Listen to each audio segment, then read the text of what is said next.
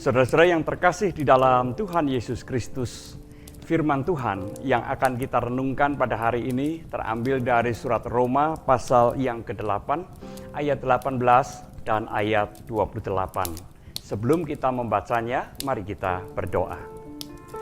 Jikalau sesaat lagi kami akan membaca dan merenungkan firman-Mu, ya Tuhan, terangilah hati dan pikiran kami, supaya kami boleh melihat apa yang Tuhan nyatakan melalui firman-Mu ini. Di dalam nama Tuhan Yesus kami berdoa. Amin. Saya akan membacakan Roma pasal 8 ayat 18 dan 28. Demikian.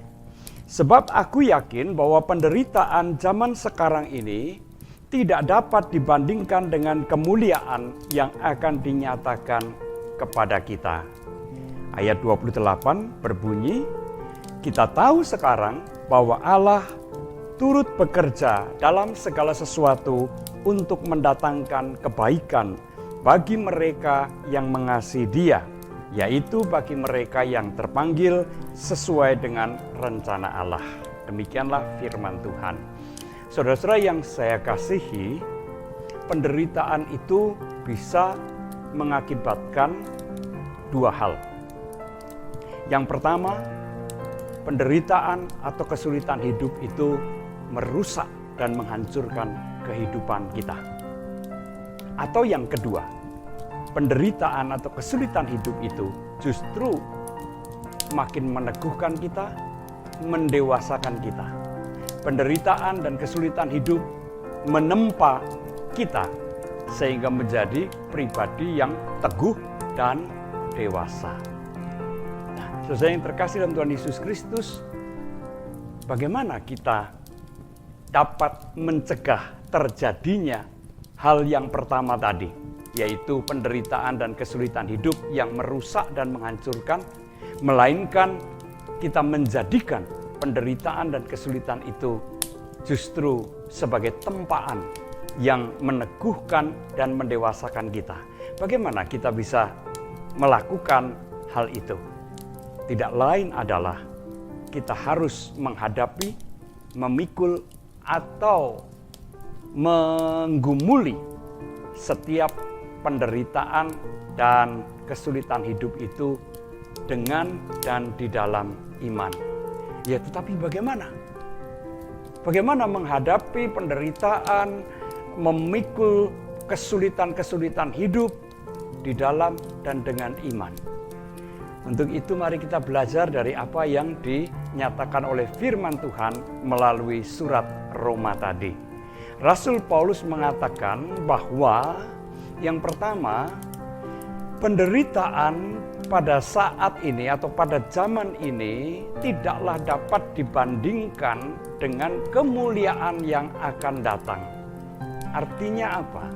Artinya Paulus mengajak umat, mengajak kita semua untuk tidak terpaku pada penderitaan saat ini atau zaman ini.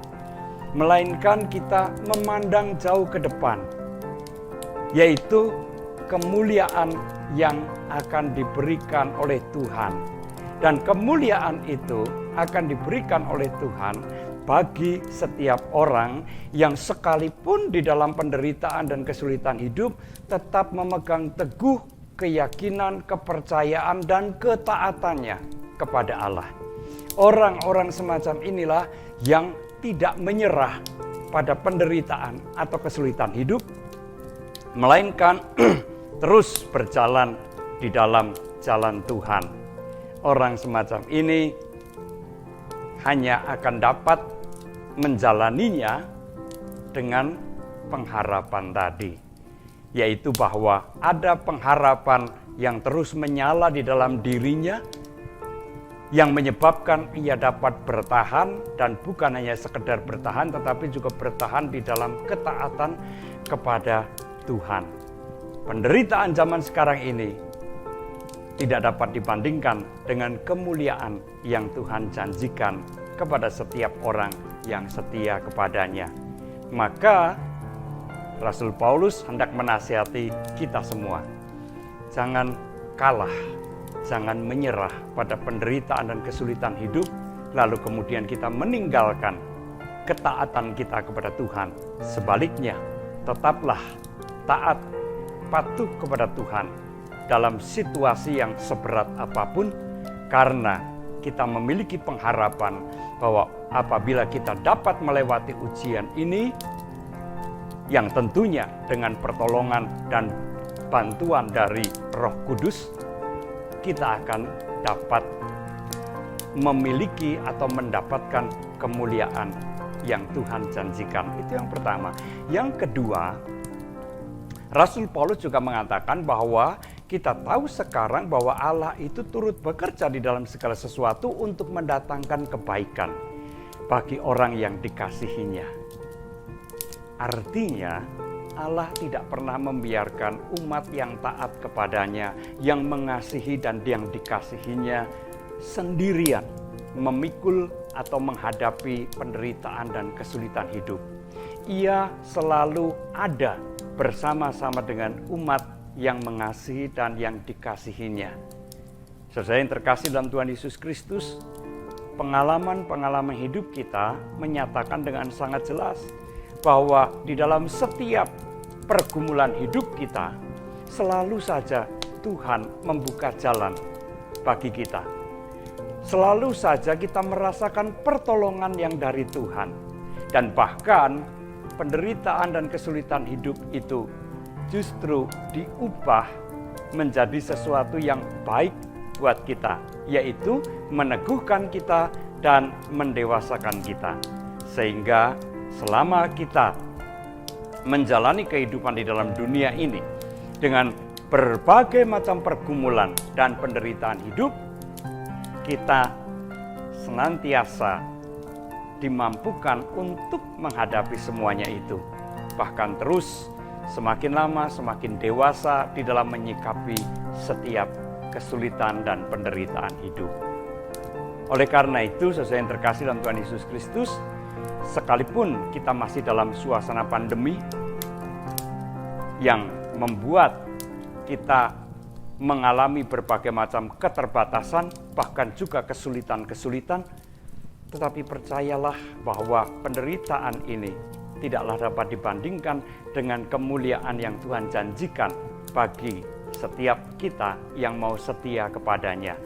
Dan yakinlah, percayalah bahwa kita tidak sendirian.